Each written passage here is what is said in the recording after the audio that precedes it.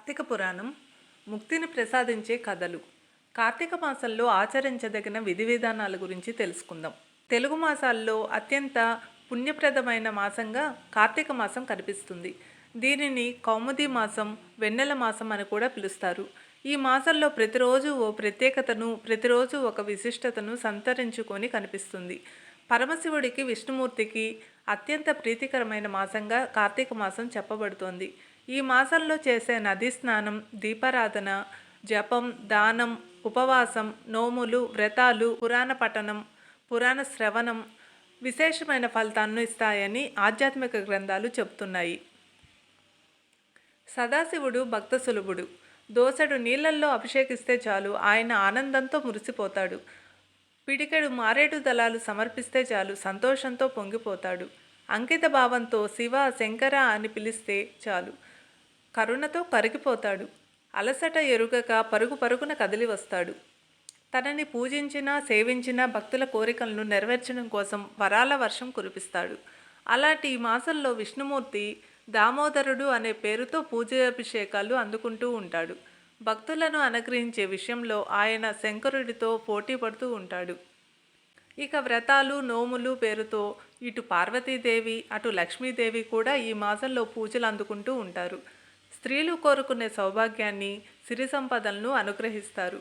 ఇలా దేవతల ఆరాధన త్వరగా ఫలించి వాళ్ళ అనుగ్రహాన్ని తేలికగా అందించే శక్తి కార్తీక మాసానికి మాత్రమే ఉంది.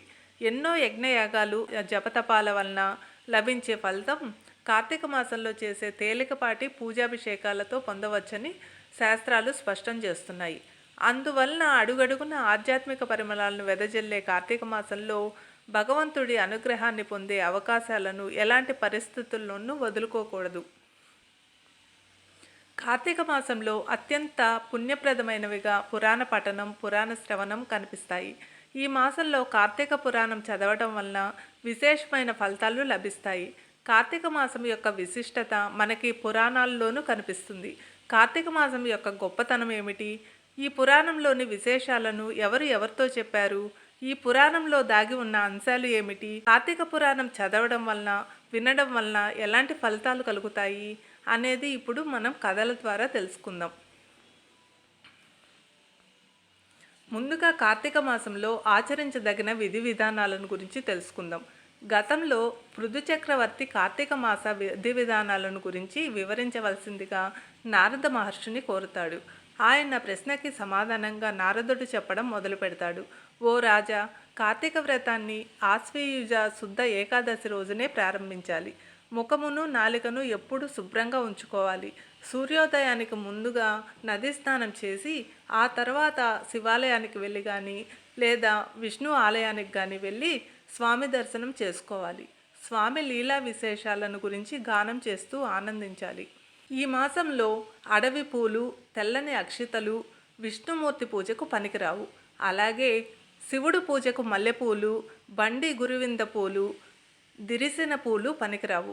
అవిసె పూలతో సూర్యభగవానుణ్ణి, తులసితో వినాయకుణ్ణి, గరికతో దుర్గాదేవిని పూజించకూడదు అనే నియమం ఉంది.